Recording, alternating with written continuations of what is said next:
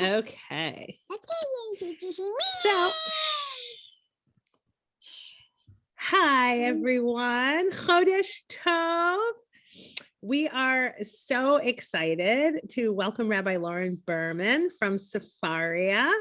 And for those of you who do not know Sefaria.org, it is a fantastic resource that he's going to tell us all about. And it is, I think, one of our greatest tools for making our Seders outstanding this year. In addition to all the resources that Noam Tzion just gave us, this resource will help give us deeper access to the Torah, to the Haggadah, which is, a rabbinic text itself, and to finding ways of inclusion and including all of our guests around our virtual table. So I am going to turn it over, b'simcha, to Loren to teach us. Thank you. Thank you, Rav Tiferet. Hello, everybody. I see there's, I know there's Lee here, and is it Enid or Enid or Enid? Enid. Enid. Hi, Enid, and Esther and Sheila. And who's with Sheila? Oh, you're muted, Sheila. Eduardo is here. Eduardo. Hi, Eduardo. Welcome. So I know that the three of us are not on camera right now. But I just want to make sure, are we all here? Are we all able to see? Just to be clear, yeah? I'm going to actually have to leave after a half hour. Okay, no problem. Even that'll be enough, hopefully. I apologize for my face and my voice being muted, but I'm here. I'm here, so sorry. It's all good as long as you're here. Okay, I just want to take a poll of the room for a second, and I guess for those of us on camera, you can sort of show fingers like 1 to 5. And if you're not on camera, if you could just say like 1 to 5, 1 being like Safari, like a safari, what? To like, oh, Sefaria, like I know everything there is to know, and I'm just here for the free food, being 5. So like, where would you say you are on like a scale of 1 to 5 with experience with Sefaria? I'm seeing a 3. I'm seeing a 1. I'm seeing a 3. 0. Lee, 0. So Lee is like, what's a safari? Never heard of even a safari. I know the website. I haven't, first time today looking at it. Amazing. And Enid? Are you familiar with Sefaria at all? I am not familiar with it at all. No, sorry, not a bit. Okay, no, all good. This is good. Esther? 2. 2, okay. I know a little bit about it, but not too much. Okay, amazing. So we're going to start with some of the basics. And even if you're a 3, some of these basics might actually be new to you. I know as someone who's been using Sefaria for like 5 years, only when I came to work for Sefaria did I realize all of these things were these basic features which made life so much easier for me were right in front of my eyes. Mano Ra HaSefaria Hazeh. How amazing is this website, Sefaria? Okay, so we'll be together for about an hour. Again, I'm Loren, and I'm so grateful to be here. I work for Sefaria. I happen to be a rabbi. I'm in a Musar fellowship actually right now with Rav Tiferet and Rabbi Jaffe, which is a good time. I hope that at least in the next 45 minutes to an hour, I want you, whether you're a 1 or 2 or 3 or 4 or 5 with regard to Sefaria, I want you to feel excited and more confident in using Sefaria than you are at this present moment. I want you to actually use Sefaria and to feel like you can use it in your own, personal learning or teaching life. And lastly, I want you to learn about some features that maybe you didn't know about, and even perhaps some fun Pesach related things for our Seder, which we'll get to after we have like a general lay of the land for what Sefaria is and how to use it. How does that sound for folks? Sound okay? Okay, amazing. So I'm going to share just in the chat. This is just for your own reference. This is just a source sheet which has, you can just save this document. It has, a list of FAQs and newsletters and more or less sort of a general outline of what we're going to be doing together today. And you're welcome to write questions in the chat, or even, we're a small group. If you want to just shout out questions anytime, don't wait for me to call on you, although we will take time for questions. So please feel free to ask away. Yes, Esther, are you trying to say something? I see your thing is lit up. Or maybe that's just a Zoom thing. Okay, so let's get started. So first of all, what is Sefaria? Sefaria is a digital living Jewish library. We have 250 million words of Torah. That's 70 faces times 70 times 7. I don't know, it's a lot of 70s. And our goal really is to make as many of these 250 million words and counting accessible to all of us, regardless of our background, whether we're fluent in Hebrew, Aramaic, or Judeo-Arabic, or whatever it is. So we try to translate as much as we can. We don't have everything in translation, but through creating source sheets, through the ability to access, ancient text and translation, we're trying to make as much of the Jewish canon and what we see is like really our treasure available to as many people as possible. That's what we're trying to do. So for starters, let's just look at how to actually search for a text, right? So I'm going to go to sefaria.org. And what you see here is, first of all, you might just get lost on this page, just staring at this scribe right here, this Sofer. I could sit here all day just watching him make these letters. But what you see here is like you've sort of, where we've entered into the library, right? We're in the hallway, right? And we're looking around, right? We have this option to start learning here, right? Browse the library, right? We'll see, there's the first aliyah here of this week's Parsha, the Haftorah from this week's Parsha, et cetera, et cetera. But we're not going to start here so much. Like we're still like in the lobby. We're almost like at the bulletin board, which is showing all of these things that are happening. I want us to put our eyes right here in this corner, which some people call the hamburger. I'll call it bagels and lox. It's just my thing. Or bagels and cream cheese for the vegetarians among us, or tofuti. I don't know if you heard the guy who created tofuti cuties actually passed away last week. Tragic. So here, this button, when you click it, will actually take you to our main library here. So yes, thank you, Rav Tiferet. So right here, you see, once you've clicked this button here, right, we see we're at the Sefaria library. These here, you'll see all these texts that I've saved, my favorite texts that I've saved. Quite frankly, I haven't saved that many of them, but I'll show you where you can, as well as the history, where you can see all the texts you've ever studied on Sefaria, which is probably overwhelming for some of us. But if we look in the main library here, we see this is our main core of texts, right? So you can really pick your own adventure here, right? There's Tanakh, right? We have the Bible, we have Mishnah, we have Talmud, we have the oral collections of laws and stories and magic and everything, and Midrash and Jewish law and mysticism, right? And much of this is in translation, although not all of it. And of course, we have liturgy as well. If you're looking for a Siddur, if you're looking for a Haggadah, you can find that all here in liturgy. Something that we find that a lot of people use is our calendar. This is like calendar-based learning. So maybe you want to read this week's Parashat.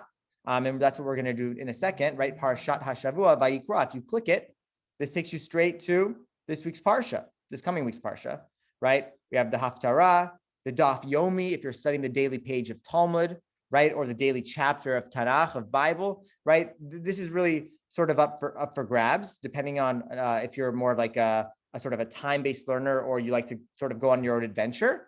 And then just one more thing we're looking at on the main page here is what's called topics. So you can pick a top. Maybe you don't know like what book of the Torah you want to study or what tractate of Talmud, but you do know that you're interested in. If I just click more here, right, and then go to all topics. Let's say I'm interested in witches. I don't know. Let's just say I'm interested in witches, right? I'm going to search in here witch. Let's just see. Sorcery, witches, switch, not so much switch, right? And if I click witches, it'll take me to a whole page about witches, where I'll see under here sources. These are all the top cited sources on Sefaria related to witches. Interesting, right? Deuteronomy, we have Midrash, all these texts about witches. And then if I go into sheets, it'll show all these other works that people have created on Sefaria that they've tagged with witches. Witches, spirits, and magic. Oh my, a Torah perspective of all things Halloween, right? If I were to click that, for example, right, I'll get to a whole article here that somebody posted on here, quoting texts, Torah prohibition on contacting the dead, etc. So that's just a brief overview of, and we're gonna go into detail here, but about sort of the text library, right? All of our canonical texts, right? The calendar. So if I'm looking for Parsha things, Daf Yomi, anything that sort of everybody's studying right now in some, established Jewish calendar. And then if I'm just curious by topics, whether it's Passover, whether it's witches, whether it's social issues, biblical figures, prayer, et cetera, the supernatural, the list goes on. So let me just pause there before we go into Tanakh and actually show how to search for a text. Let me see if there are any questions so far. Yeah, please, you feel free to shout out. We're a small group here. Yeah, I see a hand up. Sheila, please. Yeah. So I realize I'm not a 3, I'm a 0 because I was getting confused with heap cal. So is heap cal related to this at all? No, although heap cal is also awesome. Okay. I know, but this is almost like a heap cal. It's a Hebrew. I mean, there's a heap cal. It's a cal. So great. So we're on the same page more or less. So this is just once you've clicked this this hamburger here, this is where we're taken to. Just so you know, whenever you see this little aleph here, right, it just changes everything into Hebrew. So now let's go back. Okay. How do we search for a text? If I want to search for the Parashat, there are 3 different ways I can get to the Parashat, right? One of them we've already gotten to, right? Vayikra, right? I just go to the calendar and I click Vayikra. Boom. And if I want now, for some reason, it only gives it to me in English, but let's say I want to have it I want Hebrew also. So in the corner on all text, basically, there will be an Aleph A. As long as we have it in translation, if you click it, right? So what happens when I click it, this button, it gives me some options. I have language. So right now I'm in A, meaning it's all English. If I click the Aleph, it's going to all be Hebrew. If I click A Aleph, boom, side by side. If I go back here again, this is the A Aleph. If I click here, I also have different layouts. A lot of times the layout will look like this, where it's top, bottom, right? It's the text on top, right? The Hebrew on top, the English bottom, every other one. You can take your pick as to what layout looks best for you. Maybe it's that one. Maybe it's that one, right? Where it kind of goes in towards the outside, or maybe it's, I want out going in. It's your call, right? But however it looks best for you, you are invited to do this, to learn however you want to follow the Parsha. Also, I wear glasses. I'm not sure if it's because of the laptop or maybe, I don't know, but I can make text very small by clicking the small, AA small. Where'd it go? Right? Or if I really like Torah, I'll make it really big, right? And now I can see it, right? So this is very helpful, especially for folks who have been looking at the computer all day, or just are having trouble reading the text, or maybe want to look very closely at the vowels, right? Or the shapes of the letters. Right. So you can look at it in whichever size you want, but this is something that not a lot of people know about. We don't call them accessibility features because we're just so not where we should be on that front, but these are helpful, I would say. And so I want you to know about the language, about the layout, the font size. And then of course, let's say you don't want vowels. If you don't want vowels, you click the Aleph without the vowels. Vowels are gone. If I want vowels, I'll click the Aleph with the kamats here. And then if I also want, so you'll notice it's just the vowels. And if I want the trope, the cancellation, I'll see the little wishbone, the etnachta under here. I'll click that. And then here's my mapach pashta zakif katon rechatikha, right?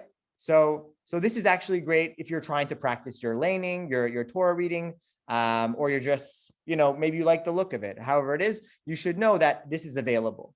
So this is how to change sort of like the layout, the language, the font size, etc. Then this star here saves the text. So remember back, if I click here, just this one verse, I really like this verse, Vayikra, let's say, because is the Aleph really small, right? In the real Torah, the Aleph is really small. It doesn't show you that here, right? But if I just want to remember something about this verse, I'll click star.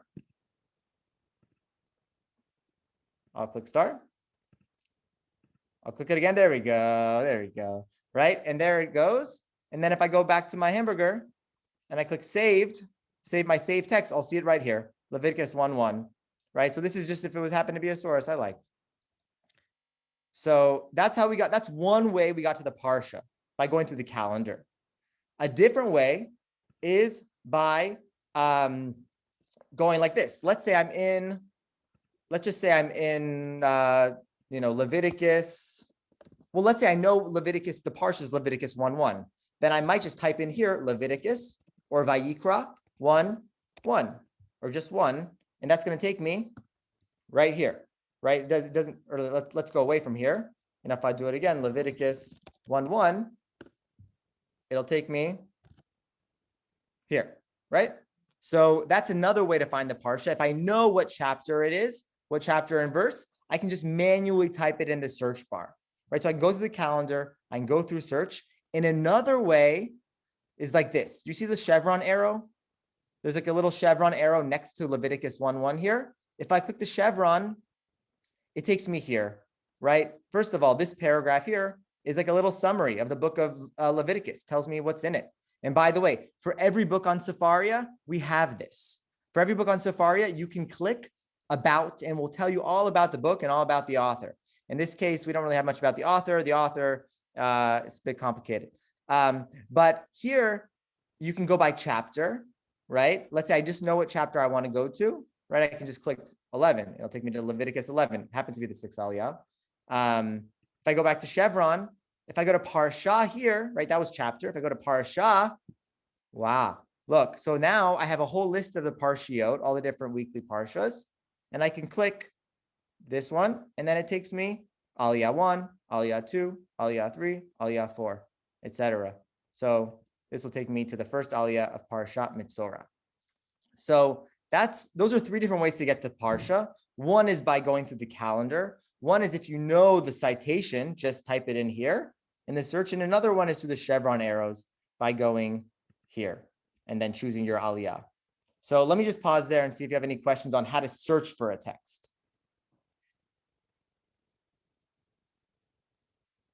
Okay, by the way, another thing you could do is just type in the Parsha here, right? So let's say I want to go to Parashat Tzav. I can just do TZAV. Let's see, maybe Tzav is a bit complicated. Let's see, well, maybe I can do a hashtag Tzav. It'll take me right here. So let's do Beha'alotcha. In this case, Ba'aloscha. If I click it, it'll take me to its topic page, Parshat Beha'alotcha, and I'll click read the portion. And then here I am in Beha'alotcha. Okay, so that's a little bit about searching for a text directly, right? And by the way, you can search in Hebrew or in English. You see this, there's a keyboard here. If I click it, I have a whole keyboard in Hebrew, right? So you can search in Hebrew, you can search in English. The resources are endless. Yes, please. Sheila, I think your hand's up. This is not directly related, but it's about searching. I've never had a concordance, and I wonder, does this have a concordance? Amazing question. I'm not fully at liberty to discuss, but what I can say is that keep that concordance will come. Concordance will come. However, you can search for, I don't know. If you pick, give me a verb or a word. You mean like, well, women.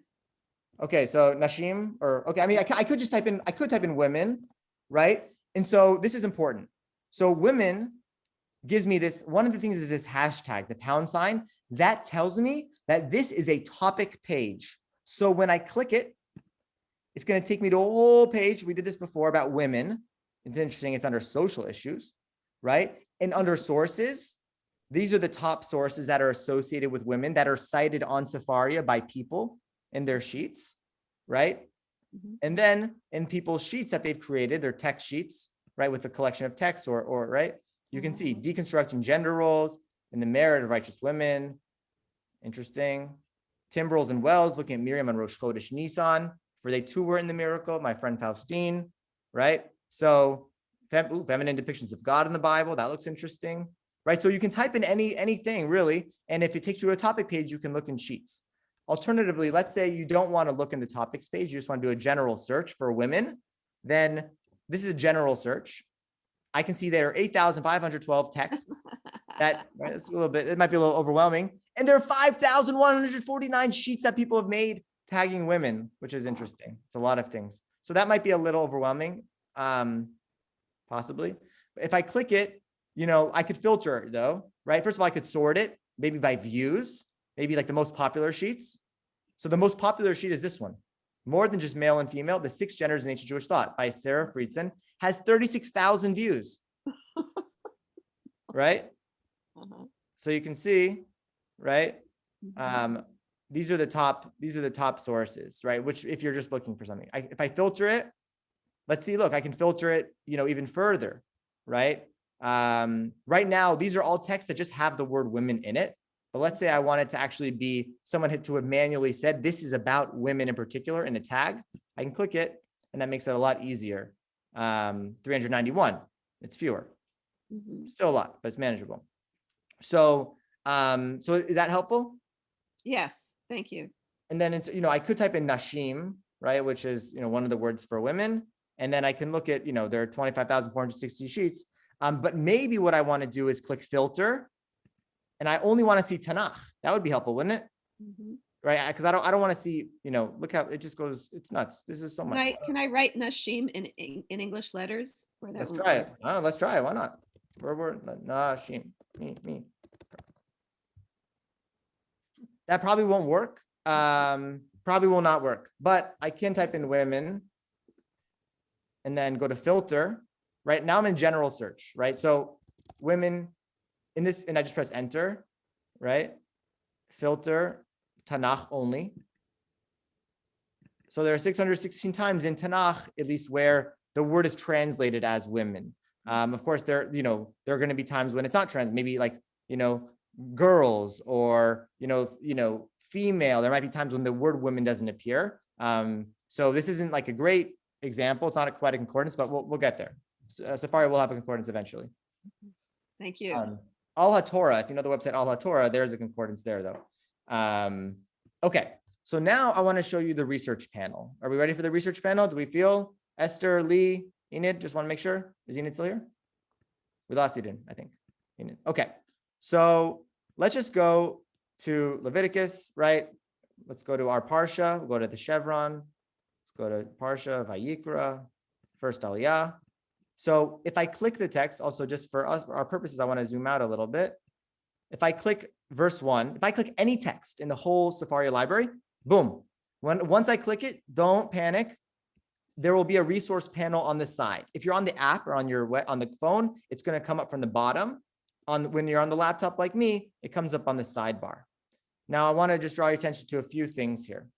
One is the about section, right? If I click about, it'll tell me all about the book, right? We saw that before as well. And it'll tell me what version, what translation I'm currently looking at, the JPS 1985. It tells me what translation I'm looking at. And if I'm ever looking at a different book that I don't know about, all I have to do is go to the research panel, click about, resource panel, click about, and it'll tell me all about that text. When it's from, right? Because otherwise, like, it's just a name. I don't know who that person is or what that book is. Then we have commentary. So these are all the commentaries we have. All the commentaries that we have on this particular verse. We have 220 comments on this one verse. That's a lot of thoughts about one verse over the years. We start with the top 4, sort of the major league, the A-listers, if you will, of commentators. And then we have the B-listers who are, sometimes their comments are just as A-list, but they're just not as widely published or well-known or as often cited. And they appear in alphabetical order. Right, Abar Ben El, Ader Eliyahu, Al-Shich, etc. But Rashi, Ibn Ezra, Ramban, Sforno, those top hits, they're first here. So I can click it, and then I'll see Rashi's comments on this verse. And Rashi happens to be in English. Rashi has 4 comments, 6 comments on this one verse. It's like almost one for each word. That's a lot of comments. You'll notice this EN sign. If you didn't notice, you'll notice now that the EN tells you that what you're about to look at has English in it. I got a chat, just want to make sure. Oh, thank you, Tiferet. This EN tells me that it has English in it. So if I click Ramban here, there's no EN. I'm just going to get a Hebrew text. So if Hebrew's not my favorite language, the Ramban is coming out in English and should be very soon by Sefaria. But if you see the EN, you can trust that at least one of the comments in there will have English in it. So that's commentary if you're looking for comments. The other things here, again, these are all connections. So for Tanakh here, this is going to direct me somewhere else in Tanakh that reference. Oh, interesting. I'm actually not sure why that's there. But usually if it says Tanakh here, it'll be this verse is referenced at another place in Tanakh. Here where it says Talmud 4, there are 4 instances in the Talmud that cite this verse. If I click Talmud, I'll get to 4 different sections of Talmud, right, where this is cited at least once. These are all the midrashim about it. There are 6 halachas, 6 Jewish laws that actually cite this verse, et cetera, et cetera. I want to just draw your attention to a few other things on this resource panel, although there's a lot to say.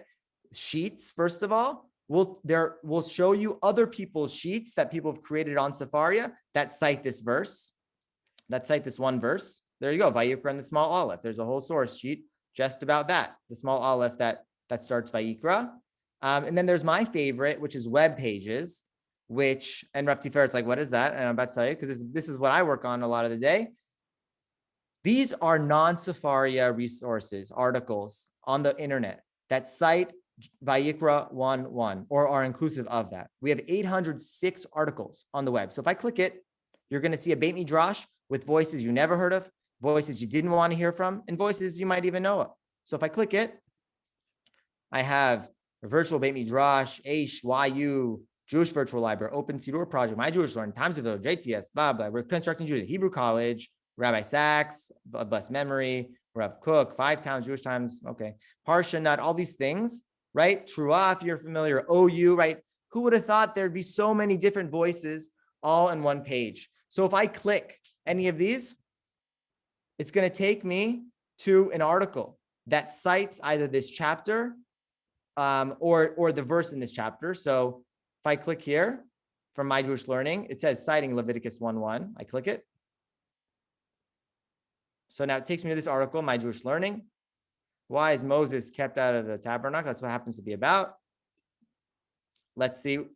Whenever you see on Sefaria, you'll see a lot of times on websites, they look a little bit different on My Jewish Learnings, but let's see. So like somewhere it's going to cite Exodus, Leviticus 1:1. Here it is, right? If I click it, and it'll take me back to Sefaria. So this is a really cool resource. If you're ever looking to do research, right, or see other websites that are not on Sefaria, you can click web pages. Also, if you want to hear the Torah reading, you click Torah readings, and it will you can hear the actual Torah reading of this verse with trope, at least one version of it. There's a lot here on the resource panel, but let me just pause there because I know that I know Fran is new, and I know some folks have gone on, but let me just pause there and see if there are any more questions. And Rav Tiferet, if any of this is surprising to you or you want us to dig deeper, please feel free to share.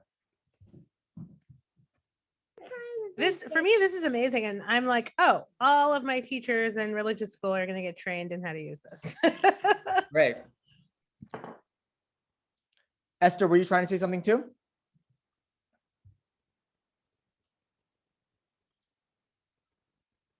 Okay. Should we keep going?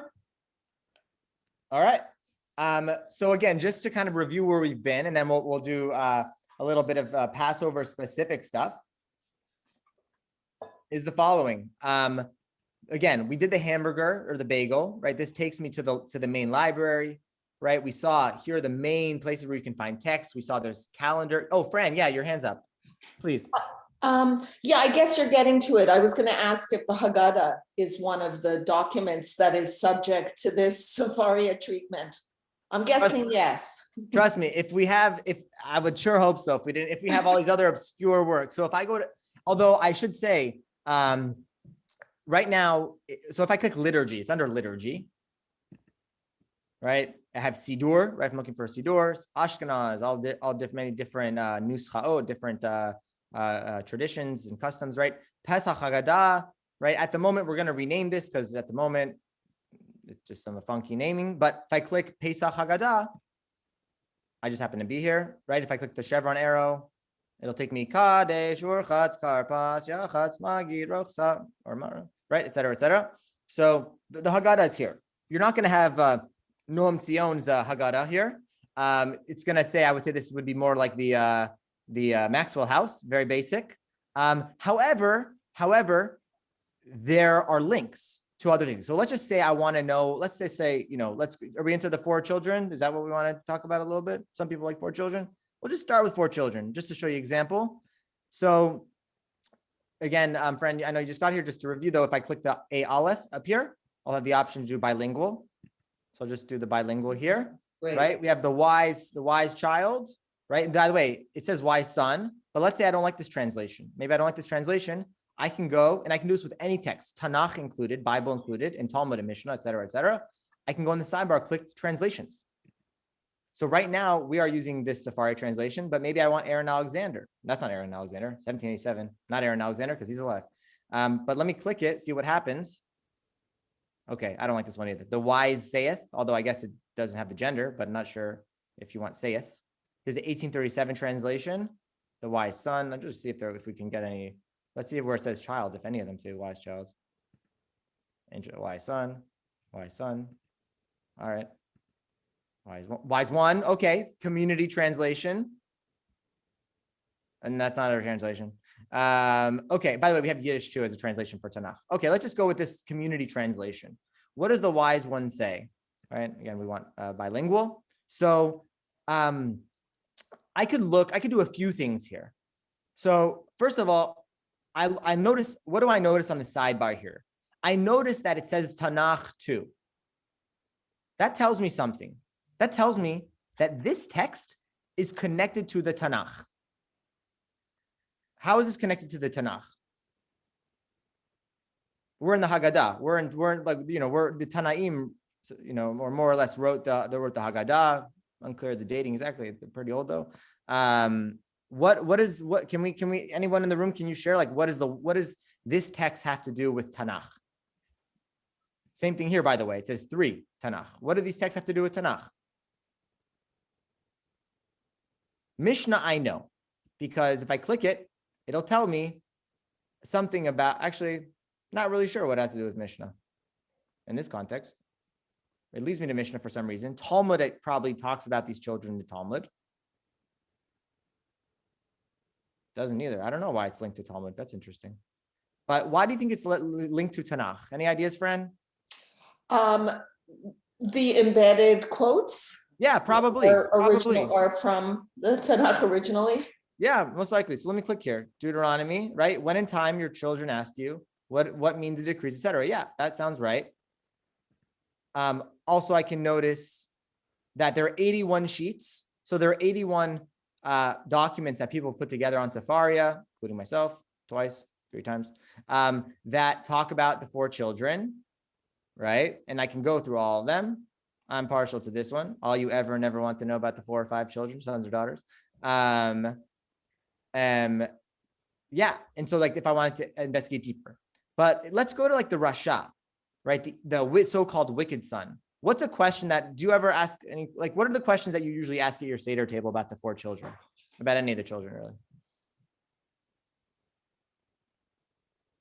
Oh, by the way, let's just go here for a second. It links me to Ezekiel. Do we have any idea why it links me to Ezekiel?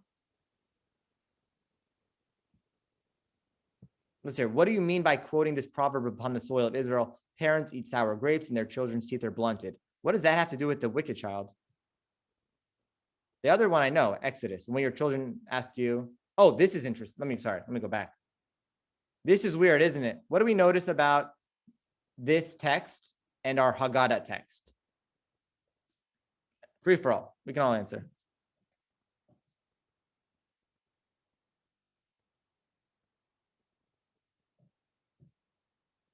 One thing we might notice is that there are 2 different spots that this is pulling from: Exodus 12:26 and Exodus 13:8. The question is from 12:26. The answer is from 13:8. So this wicked child text is actually combining 2 texts from Tanakh in different locations, which is interesting because this question is the simple question, right? Or sorry, this answer, if I click open, it's actually, and you shall explain to your son on that day, it is because of this that the Lord did for me when I went free from Egypt. That's the answer given to the wicked child, right? Ba'avur zeh, it is for this that the Lord did for me when I left Egypt. Yet that's the answer to the child who doesn't know how to ask. And we're seeing that just from a direct connection here, which we might not have if we just had the Haggadah alone.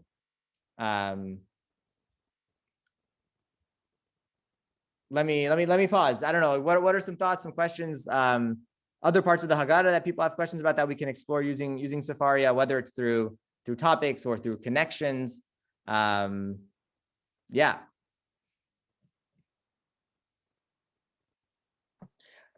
how contemporary does it go? I noticed in your search, it was really hard to even find one that didn't have gender neutral language.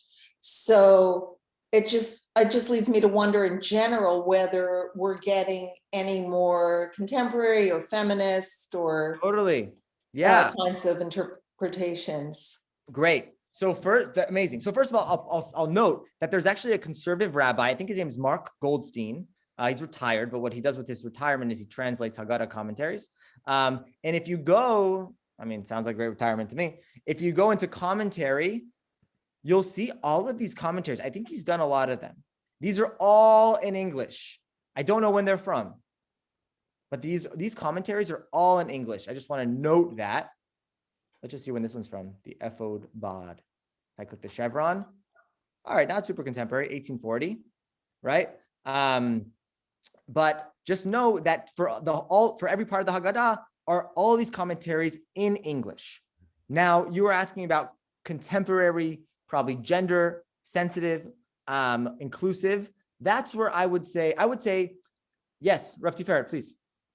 Sorry, I was just like putting things together. I was like, oh, I would go to the websites for that. Oh, yeah. So you mean the web pages? Is that what you mean? Yeah, if I was looking for something like really, really relevant, I think I would, not relevant, but recent. Yeah. Perhaps the websites would be the place. Yeah. So I'm going to actually reach out to our engineers because I don't know why it doesn't appear on this side here. It should. But if you're looking for a modern translation of the Haggadah, Fran, at the moment, I don't believe we have. We have the community translation, right? I'm not sure who put that together. But we do have sheets, right? And so if you're looking for contemporary interpretations, if I click sheets, I might find something. So this says something about 4 daughters. Maybe there's something interesting there. I know I made the sheet. Okay. I got the point. But let's keep looking, right? If I keep looking, like these are, let's see, the 4,000 questions, cultivating question asking your Seder. I happen to know Dasi, right? So, and she's pretty femme. So I'm going to click that. I want to look at that in a second. Let's see. Let's just keep looking. Different inclusion and exclusion. That might just be an interesting topic. Let's throw that open there. If we just, let's see here. Let us look here. For children. I'm just kind of, we're just kind of like looking, seeing, what's, is there anything that might stick out to us that might, at least shine light. Let's see here. You seeing anything? I'm not seeing anything more right now, but a chavruta exploration. That's interesting. But that you could also perhaps put into the search box the 4 daughters. Yeah, let's go there. 4 daughters. Let's try it. 4 daughters. See what comes up. Amazing. So, okay, so this one we already hit. That's good. So this in particular case, this is a quote from the Tanakh. 4 children. So it's a different one. Yeah, let's see. But let's keep looking. Rashi had 4 daughters. That's just interesting to know, apparently. Let's keep looking. Let's see if we find anything for Passover related. And guess what? And if there's nothing about the 4 daughters, that means time for you to create something. That's what I say. Like, if we don't have Torah for it, then that's what we should do. But let me look at 4 daughters. I'll just use my like computer search. I'm not finding a ton for 4 daughters, right? But on here, let's see, 4 daughters. This is a friend. This is on one of the Sefaria sheets that came up, right? Now there's a whole thing about the 4 daughters here. The daughters in search of a usable past, Mahi Omer. So this is taken from another text, right? The Ma'ayan Passover Haggadah that I manually put into my sheet, right? So these are all the 4 daughters and their 4 questions. Temple Amuna's Women's Seder Haggadah, Design Committee, the wise daughter, the wicked daughter, etc. I'm not sure if this is what you're looking for or something else, Fran.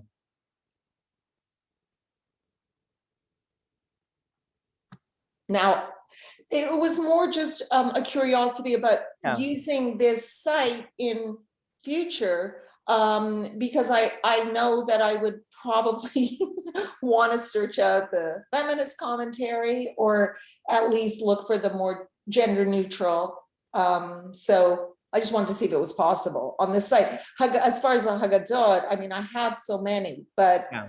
I don't know that I would, but it would still be nice. Yeah, no, I think you're right in that, like, our specialty really is those more ancient texts, or medieval. We are trying regularly to add more modern and feminist literature. This week we added Judith Hauptmann's book, Rereading the Rabbis, to Sefaria, actually. So if I go to Judith Hauptmann here, I can click Rereading the Rabbis. Actually, her whole book is on here. But like one of the cool things is let me look for like a source that she might cite. Let's see. Okay, if I'm in Mishnah Ketubot 5.5, I'm just studying the Mishnah here. On the sidebar, right, I still have commentary, Tanakh, Talmud, Midrash, reference, right, all these things, right? If I click, let's see, commentary. Let's see let's see, where would she come up here? I'm actually not sure. Where would she come up? She should come up in the sidebar. Here we go. Under Talmud, actually. She comes up here, rereading the rabbis. And then I'm going to see where, she quotes it a few times here. Twice she quotes 5.5. So that's just interesting. But yeah, we are working on adding more non-male voices. We do have a women's writing fellowship at the moment that we're running. But yeah, I think it's a shortcoming on our part. And that's why I'm so grateful for things like sheets, because then people within, the confines of copyrighted material, because that's a big challenge, because all these texts they're not copyrighted, or we've bought it. And that's because we're a nonprofit, and that's really beyond like operation costs and et cetera, all those things, like to have the whole Talmud on Sefaria was not cheap. Like we had to buy it. And so, yeah, so a lot of the more modern ones, we just don't have the rights to, but hopefully there will be, rights to them soon. And to the ones that we don't have, a lot of times you can find people who have manually put excerpts of those in Sefaria. Yeah.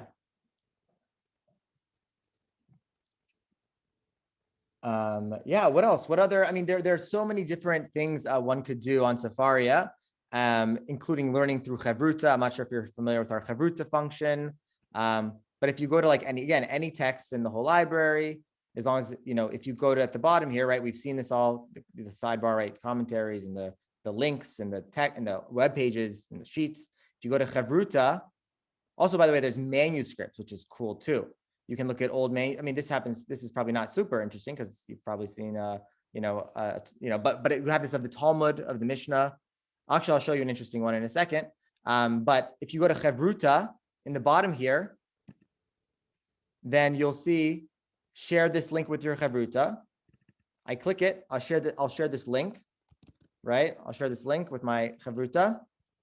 And if they click this link as well, you'll see, you see me on the side? Yeah. So if somebody clicks this link, then then you'll appear in the video too, and then we learn together. So you can do this with any text. Let me get out of here.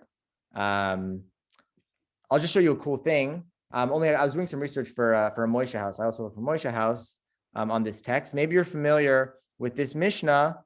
Is it 4? It's 4:5. You've heard the teaching. If you save if you save one life, if you save one life, you save the world. You know this teaching, right? So,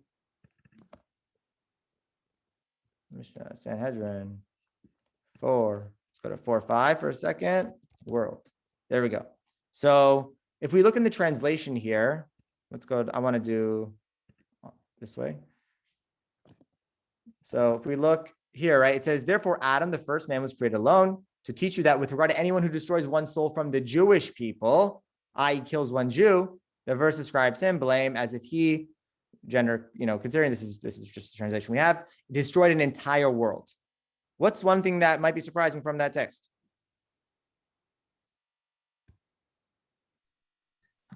It's specifically That it's only Jews. Yeah. That you don't destroy the world if you kill somebody who isn't Jewish. Yeah, and if I go into this is from the Steinsaltz, which is basically the Vilna version of the Talmud, which is the popular one, right? Kol me'abed nefesh achat miYisrael. It's consistent with the language. So that might strike us, right? And if we go into a lot of the commentaries, they take that for granted, although not all. But if we go to manuscripts, right, we have the Kaufman, right, manuscript, 10th, 11th century. If I go to the manuscript and I'm looking, let me look for it. Hold on, I'll find it for a second.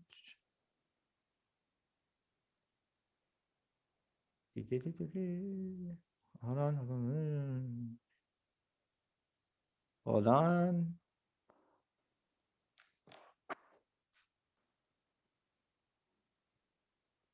Oh, okay, we're looking for number five. Here we go. Wait. I'm looking for it. I can't find it at the moment, but basically what's going to be surprising is that word miYisrael does not show up in this manuscript.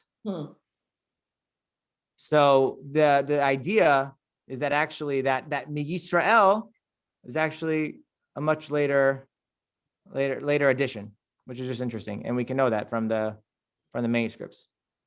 Pretty cool, huh? Yeah, it is. So that's just a new feature on the sidebar of manuscripts, not related to Passover specifically. I don't know, Fran, do you happen to have, or Lee or Esther, do you happen to have a Sefaria account? No, I never heard of Sefaria.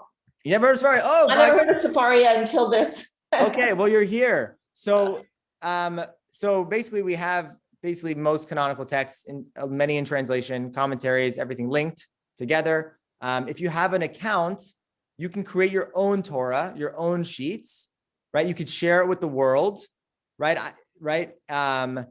You can create collections. You can even make notes on certain sheets, right? That you can sort of keep track of your learning. So one cool thing also is like you're able to message people on Sefaria. Like I've gotten, first of all, like I follow some people, so it'll tell me Joe created this sheet, right? So people follow me. You know, my colleague Eli Bass, oh, I love this project you're doing. Someone from Rutgers emailed me asking if they can use my sheet, right? And it's also just like nice sort of to get appreciated every now and then. Once you have an account, you can create your own Torah. You can save sheets, right? It allows you to both be a creator and also to share with the world, and also even to connect with other Torah learners as well, no matter what your level might be. I know a lot of people sometimes feel a little like shaky about sharing their stuff. Oh, it's not perfect. I don't know. But I find that, this helps to create, I learned so much just from reading other people's sheets. So I recommend, that people keep track of their own learning and share it with the world. So is any other kind of access, do you need to have an account in order to access it? Only if you want to do this kind of interactive and...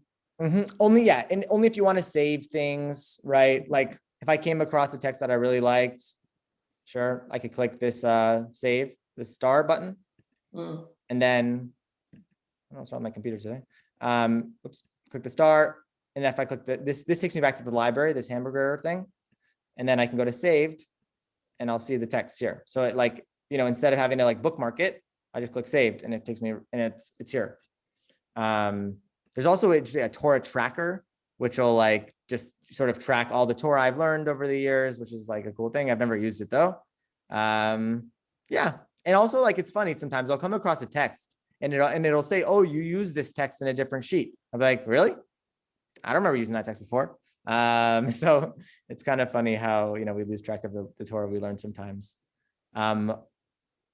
Are there certain, whether Fran or Esther or Lee or whoever is here, are there certain topics that you like to learn on your own or that you might be interested in exploring, and I can maybe show you how to get started there?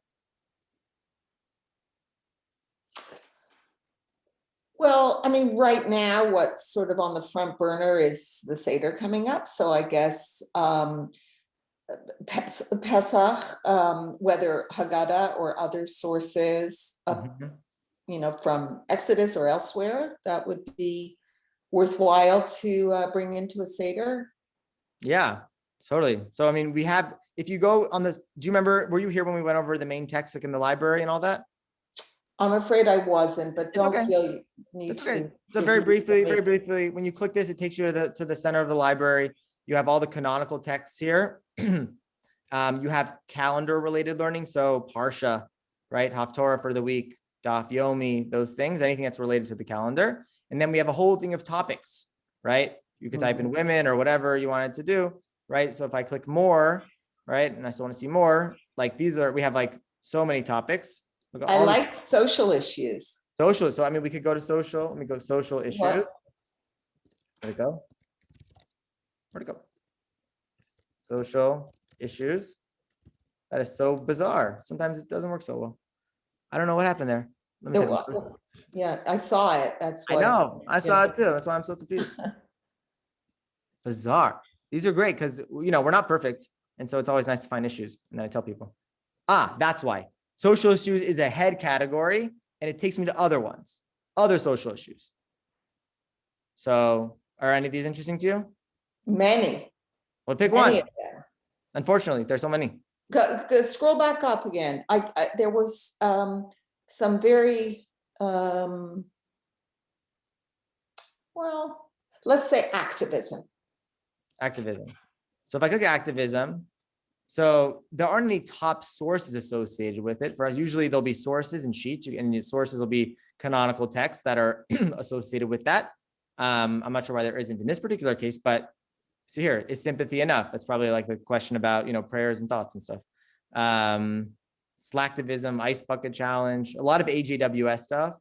What they do, yeah. So this isn't not a huge topic that we have. That just means that people have not actively put activism as a topic. That's just what that means.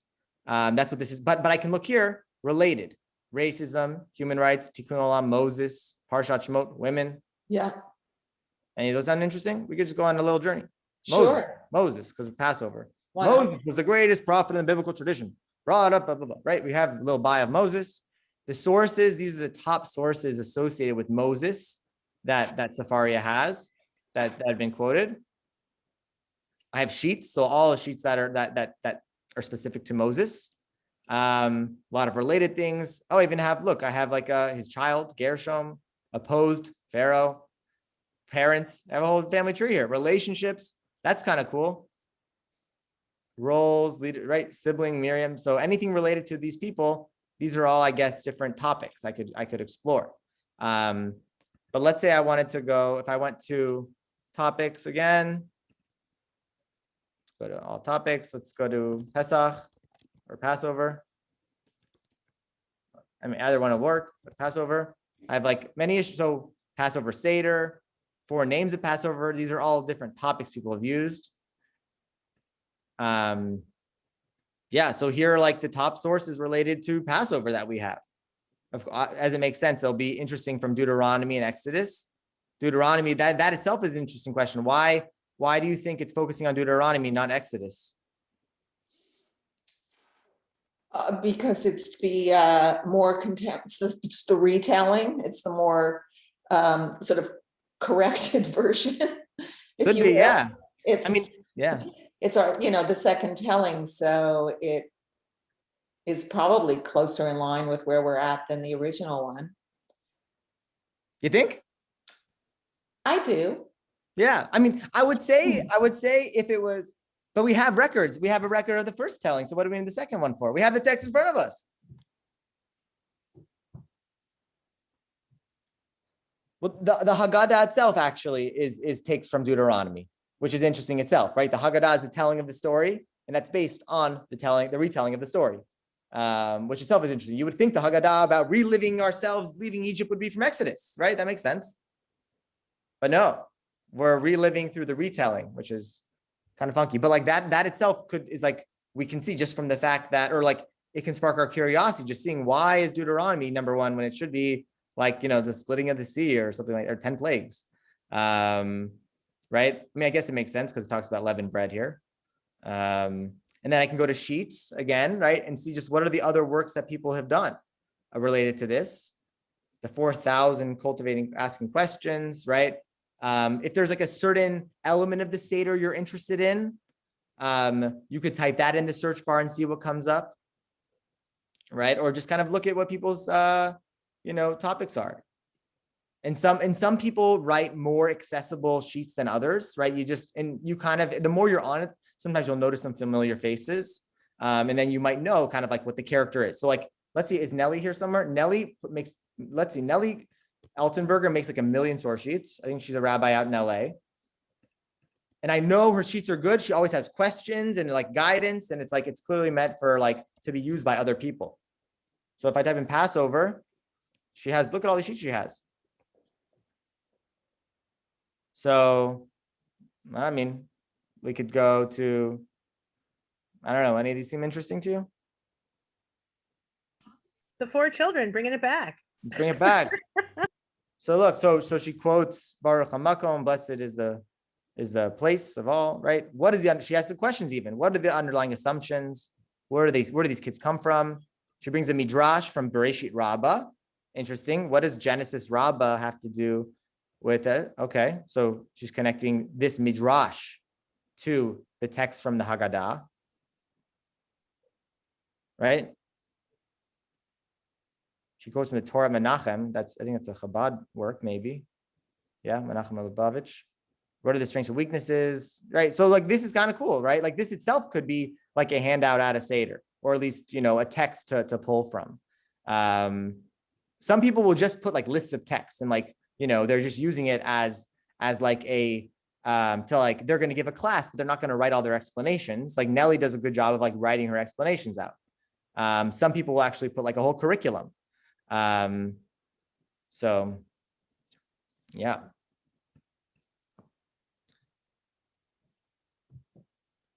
So I know we're just at about time, but yeah, I was hoping that at least in our time today we could see sort of a few of the ins and outs of Sefaria and some of like both the popular features and maybe some of the hidden features that are actually like right in front of us. Would also like the power to like learn from other people's Torah, even contemporary Torah, even if it's not strictly in our sort of canonical library. When people pull from our library, we're able to actually see. We're actually able to see like their modern Torah and their insights. So Sefaria can be a place where it's not just, old men, talking about Torah, but also newer voices that are in conversation with those as well. Wow. Yeah. So thank you so much for being here, everybody. Rav Sefaria, was there anything else that you wanted me to cover or to share? That was absolutely amazing. I learned a ton. So Good. thank you. Thank you so much for opening this up for us as a resource.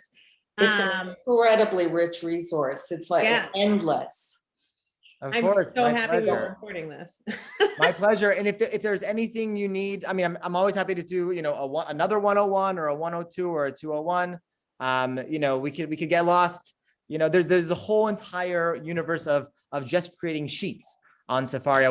We've only like focused today on like the passive sort of receiving of Torah, not yet of the giving of Torah. So maybe in 49 days or so. But yeah, please, Rav Sefaria, let me know if there's anything else you need. If you want us to do another one of these sessions, we're always happy to work with you and your community, and to open this up as a resource, because everybody deserves at least a few of the 250 million words of Torah, and to know sort of where to find it at ease. Yes. Thank you so much, and thank you to everyone for you. coming and enjoying some of this afternoon with us. And Chodesh Tov, Chag Sameach. Chodesh Tov, good Chodesh. More thoughts, be in touch, please.